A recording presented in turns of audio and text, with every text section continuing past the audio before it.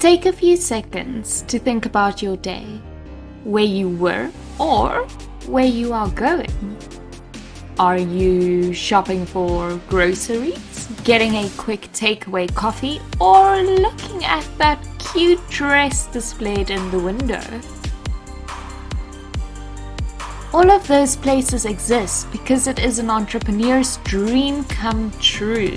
Whether it is a family business or an entrepreneur who opened a small clothing brand with no previous experience, running a business requires a certain set of skills.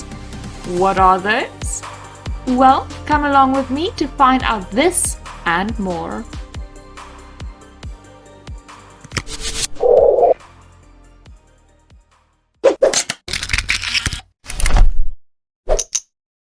Hello designers, are you ready to get your business studies on? Before we start, let's take a look at last lesson's challenge. For your previous lesson, you had to analyze the technical drawing on your screen to identify the different parts of the garment. Let's go through it together. First, you have your collar stand and your collar fall. This jacket also features a front yoke and a bottom piece that I am calling the front bodice. This jacket has a button stand too. The sleeve is quite interesting as it consists out of two pieces, a cap and the rest of the sleeve. There is also a pocket and the pocket flap that is sewn into the yoke style line. I'm so curious, did you get all of them? Now, the next lesson won't be the most creative lesson, but it will be a valuable one, especially if you are thinking about starting your own small design business. So, let's start this lesson by looking at our quote. Business is tough, and the fashion industry is particularly tough. Today's lesson is about learning some useful information for starting your own small design business. We will start this lesson by looking at defining the term business studies and look at how to start a business with a tight budget. We will also look at how to work out the cost of a garment by looking at the fabric consumption, your markup, and how to price your work and time in a competitive industry, and how to determine the value of your time. Welcome to lesson 4 titled The Business of Fashion. I really hope that you enjoy this lesson. Remember, if you are confused or you want to refer back to some notes, you can always re-watch the lesson or you can refer to the webinar slides and the summary notes that are available in your toolkit. I don't know if you have noticed, but the fashion design industry is a tough and very competitive industry. It is thus important to strike the perfect balance between design and price to be considered a successful fashion designer. And to be able to be a successful designer, you need some business knowledge. Now, I am only going to take you through the basics, but if you want to learn more about starting your own business or about bookkeeping, please do yourself a favor and check out these courses. So what is business studies exactly? Business studies is an academic subject that combines elements of organizational studies, people management, economics, finance, accounting, sales, and marketing. So, in other words, these business theories and principles form a strong foundation and helps you develop entrepreneurial initiatives and grow it sustainably while achieving economic growth. There are many reasons why starting business is great, especially if you want to start your own fashion design business or brand, but here are the 3 main advantages. Entrepreneurship. It will give you the confidence and equip you with the knowledge and skills needed to start and to grow your own business. It will also improve your communication skills. Sure, hard skills are great, but it is beneficial to improve your soft skills too, especially because the fashion industry relies on conversations during and between each step in the fashion cycle. Forging relationships are thus key. Last but not least, marketing. With the right form of marketing, you can define, get to know, interact, and retain your target market. You can also learn how to sell yourself. What does this have to do with fashion design? Everything. According to the American National University, the 8 fundamental principles you need to know to be a successful entrepreneur are: to have a quality product. This is key if you want to stand out from the crowd, which takes me to my next point, your competitors. It is important to get to know your competitors in order to stand out. Many people think of competitors as a weakness, but you can use it to your advantage and innovate to be even more competitive. Great marketing is also key when it comes to promoting yourself and your product or your service. For all the different components to work together, it is essential to build a great team. And team can be your sister helping you cut a pattern out, to a factory, to suppliers. It is important to forge and build relationships, as relationships are considered your biggest asset in business. Organizational design is also important. Now, this refers to how businesses run, the processes that you will follow. The structure of your business should be effective, but also efficient. You need to know the basics of how to work with money for your business to develop. So you would understand why you should at least know the basics of accounting. You also need to know how to respect your clients for them to become loyal to your brand. Your customers are the ones keeping your business and your dream alive. These are all things that form part of the success of any fashion business, or actually any business. We will look at getting to know your customer, finding your unique selling point, the appropriate marketing techniques to capture the attention of your market in the next lessons coming up.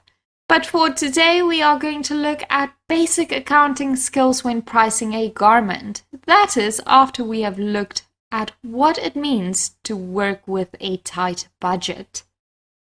Businesses cost money, and a lot of money, to be honest. Some will have a lot to start off with, and some not so much. But don't worry about the amount, because there are ways to work with a tight budget, and I will share these tips with you. But first, it is important to remember that you are starting this business to make money. But to make money, you must spend money. So let's go through the key expenses you need to consider. Rent. If you are fortunate enough and have the space, you can start by working out of your home. I highly recommend this. Sewing equipment. To be able to manufacture patterns and garments at home, you need a sewing machine and other sewing equipment like scissors, needles, and a dress form. It is also important to note that you do not need the fanciest and the newest machine. You can always go and find a second-hand machine or even rent a machine. Software. You will need a computer and software such as Gravit to run your business. Like I've said before, Gravit is a great open source alternative that will enable you to produce industry standard documents. And these documents can go from cost sheets to cutting sheets to portfolios. Office supplies. Now this is anything from a table to sew at to stationery, files, and paper. Internet. To be able to run a business, you need a reliable and stable internet connection to communicate with your suppliers and also to communicate with your customers. And then insurance. Even though many designers disregard this, it is important to consider insurance. If you are wondering about the right insurance with your business, please go check out our financial planning course. Legal considerations. If starting a business is your dream, you will need to register that business. This involves registering a name and website domain for the business and determining the terms and conditions for the business. Marketing. To stand out from the rest, you need exposure. This means spending some money to grow your client base. We will talk a little bit more about this in our marketing and merchandising lesson that is around the corner. And travel costs. You might not be the biggest traveler, but it is important to consider this when you go out fabric sourcing and meeting with suppliers or meeting with potential clients. A small budget does not mean you have to compromise on the creativity or the quality of the product. There are a variety of tips and tricks you can use to help you run your business without breaking the bank. Let's look at my top 5 tips. If you are not great with financial matters and are lacking some organizational skills, the app Wave Financial is a great tool to use when organizing tasks. Wave can also create professional invoices and send reminders to your clients if they have not paid you yet. It is easy to use, efficient, and a free source you can use to organize and track your finances. Try and get the best possible deal from your suppliers. Also, I've said it before and I'll say it again, work from home to save on rent. Also, create a made-to-order production system. This involves creating a prototype of the garment, advertising it, and only when someone buys the product do you make the garment in the size ordered. This means there is no dead stock hanging in your cupboard and no wastage. This is a more sustainable and also budget-friendly way to start your business.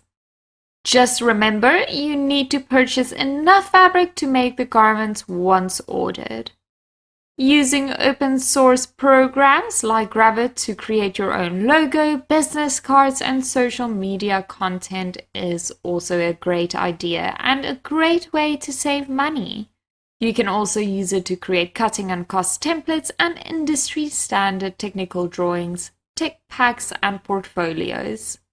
After you have determined your expenses, you will need to add profit to your product. For this, you need to consider your product, your target market, your competition, and your time spent on creating this product. Now, this will differ from person to person, but before I share what you need to consider when working out your expenses, let me ask you this quick question. How much are you worth? That is quite a difficult question to answer, right? What is the right answer? Well, there is no right answer, but I can give you some information that can help you narrow down the answer to determine your worth. Now, there are many ways to go about finding the monetary value of your time, but the two main ways are cost per hour and cost per day. Let's look at cost per hour first. This is when you attach an hourly price to your time. Now, this is a great way to go, but it can make you forget about some things when you are busy, and it requires a lot of admin regarding time spent on each process in the design cycle. Instead, I like to use the cost per day formula as it seems to be a bit more reliable and efficient and a bit easier to understand if you are a beginner. To work out your hourly rate, just divide your daily rate by the amount of hours you work a day. A typical work day is about 8 hours. Now, cost per day. To work out the cost per day, you need to determine what your expenses are for the month. Let's pretend that you are going to work on weekdays and not on the weekend. You will work 20 days out of the month. So, to work out how much your daily rate is, you need to divide your expenses by 20. This will give you your daily rate. If you prefer working on an hourly rate, you can just further divide this amount by the amount of hours. So let's say 8 hours you will be working a day. Let's look at a quick example. Let's say you are a designer from the United States of America, and let's say your expenses are about $1,000 a month. Then $1,000 divided by 20 days will give you a daily rate of $50 a day. Now, how long tasks take you will depend on your skill level. So for me, a pattern will probably take a day, but for some, it might take half a day, or even a few days. This you need to take into consideration when pricing your products. It is also important to remember that this daily rate only covers your expenses. So, to make a profit, we need to mark up the product. But how do we do that? Let's first look at what the terms markup and profit actually mean. The terms markup and profit are often used interchangeably, but it actually has two different meanings. Similar, but different. The term markup refers to an equation based on the cost price of the garment. If you sell the product, that markup will become your profit. Determining the markup is really up to you, but generally in the retail industry it ranges from 50 to 62%. Since you want to be competitive in design and pricing, I suggest lowering your markup at first to build a strong and loyal customer base. Having a markup of 50% is safe because you are covering your costs and you are earning a profit. So let's say your markup will be 50%. How do you use your markup to calculate the selling price of the garment?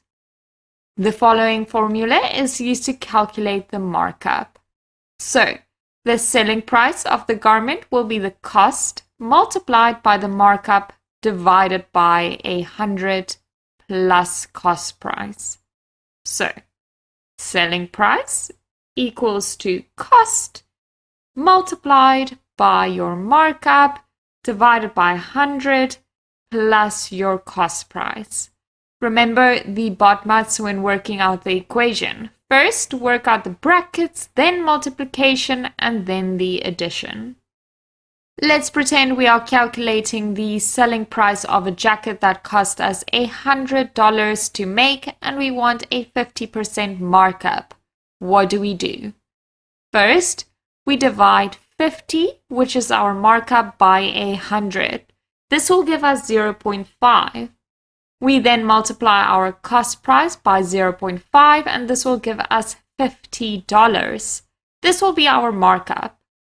Add the cost price of the garment, which is $100, to get the final selling price, which will be $150.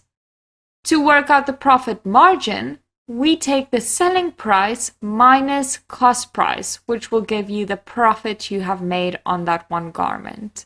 If you want to work out the percentage of profit made on a garment, you take the selling price minus the cost price of the garment divided by the selling price multiplied by 100. I know that is quite a mouthful, but if you follow this formula, you will get to the right amount. Just to make sure that we are on the same page, let's take our jacket example again.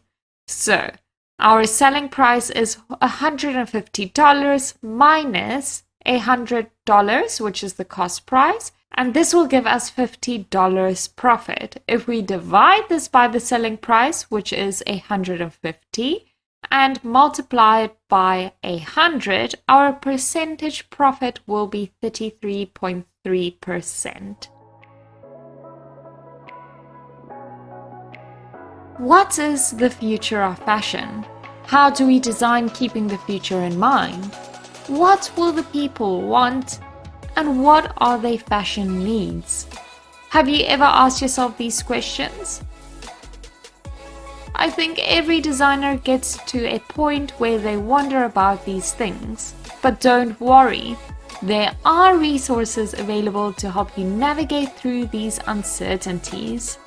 In the next lesson, we will look beyond the present into the future of fashion, particularly focusing on the sustainability of fashion in an environmental, political, and economic sense. Excited? Well, get ready because it is definitely going to be an interesting one. Guys, let's look at how we cost the garments so that you can start creating and selling and make enough profit to create some more. As you know by now, the term fabric rating refers to the amount of fabric needed to construct a garment, so the fabric consumption for a garment. To work out the consumption of the fabric, you need to measure the layout from point A to point B. Wastage should be taken into consideration, especially if you want to create the best economical layout as possible. Once you know the distance between point A and B, you can move on and figure out the cost of the rating. To do this, you need to follow this formula. The amount used in centimeters divided by the total length in centimeters multiplied by the cost of fabric, and this will give you the cost of the fabric you have used for your garment. So let's say you have bought a meter of fabric that cost you $100, but you have only used 60 centimeters of it. If you follow the formula, which will be 60 divided by 100 multiplied by the cost of the fabric, which is $100, then I have used $60 of fabric to create my garment. Now, we don't want to waste any unnecessary fabric, especially if it is a nice piece of fabric. So let's say you want to use some of the leftover fabric, you need to work out the remainder. This you do with the same formula, but the amounts will change because you have already used some of the fabric, right? So first you need to work out what is left of the fabric, and that is easy. Just subtract what you have used from how much fabric you bought. To get the cost remainder, again subtract cost of fabric used from the total cost of your fabric. These new amounts will go into the same formula as working out the rating. I just worded it a bit differently as I find it a bit easier to understand this way. Now, to work out how much you have used of the remainder fabric, you divide your new rating by the amount of fabric left over and multiply it with the new remainder cost. Let's look at an example again. So for my first rating, I've used 60 centimeters out of the 100 centimeters I bought, which gives me leftover fabric of about 40 centimeters, right? The cost of this piece will then be $100 minus the $60 the first garment cost, which means that leftover piece is probably worth around $40.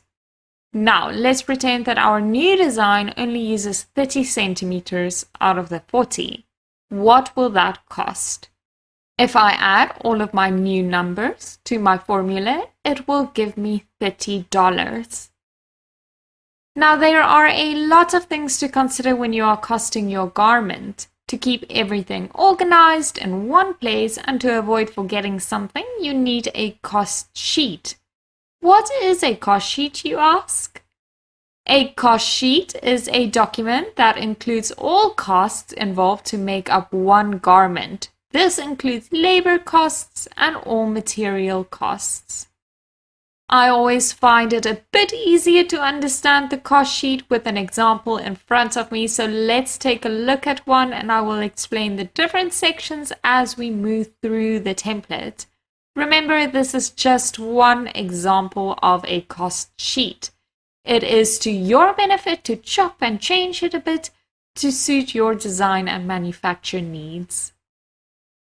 So this is what a basic cost sheet will look like, and this one is actually available in your bonus content tab. You will see it has a lot of different sections like garment information, space for the technical drawing, a space for fabric swatches, and then different sections where you can fill in what the garment actually costs to make and to determine the selling price of the garment. Let's look at it filled in.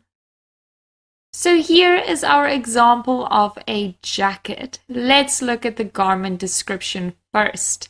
Here you will fill in your name, date, size, and this can be one size or the size range that you can see I've added. So I said that it's from small to large, and the rating that has already been worked out.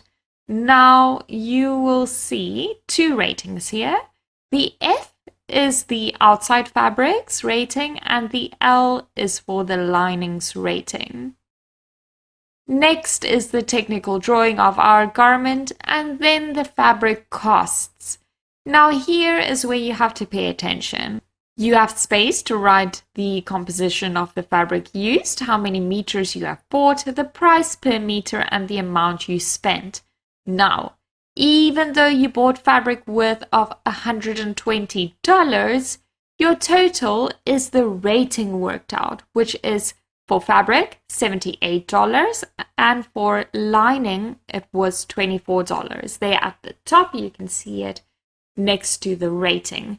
And the two of them added together will give me the $102 that I am referring to in the total. Why? Because even though I bought $120 worth of fabric, I did not use all the fabric to make my garment. You also have a space where you can attach your fabric swatches. Now this is very handy when you have created the same garment out of 2 or 3 different fabrics or colorways. This will help you work out the cost for each one individually, since the price may change due to different fabrics used. You also need to add the trims you have used to create the garment. Here you will fill in the quantity used, price per item, and the amount you spent. Add this all together to get the total cost of trims. Now you can see there are a lot of things there, like threads, fasteners, and that includes zips, buttons, press studs, whatever, labels, hang tags, packaging, embellishments, and other trims. And then you need to add your labor costs. You can either use a daily or hourly rate to work this out and determine the total by adding it all together. Last but definitely not least, it is almost the most important part, and that is filling out the cost price of your garment, which is the fabric, the trims, and the labor costs all added together. Then you add your markup, which in my case is 50%. Because it is safe, I will stick to it. Once you have established your markup, you can add it to your cost price, which will give you your final selling price for the garment. Now, it is up to you to determine whether the price matches the garment and whether or not it is competitive. If not, you need to lower your markup and make a little less profit, or you need to be more innovative and cut fabric, trims, and labor costs some way, but sustainably. And that is it for today. I hope this quick business lesson inspired you and made you excited about the future. This is the stage of the process where you reveal your product to the world. It is scary, emotionally and financially, but when it works out, all the hard work paid off. Literally. It is that time again to do your weekly assignment. Although these do not count for marks, it is a great way to test yourself and prepare for your last module assignment, which is 4 lessons away. Congratulations, guys! 4 done and 4 to go. Thank you for joining me, and I look forward to having all of you back in my virtual classroom for Lesson 5, The Future of Fashion. In the beginning of the lesson, Hewson said that the business side of the fashion industry is particularly tough. And it is. But I believe a little bit of courage and upskilling yourself with the basics of business and any skills necessary to start a business, you can develop and grow a successful brand. You know the saying, where there is a will, there is a way? If your dream is to design and sell your clothes, work towards it. So, is it your dream to start your own brand? Until next time, as always, stay fashionable.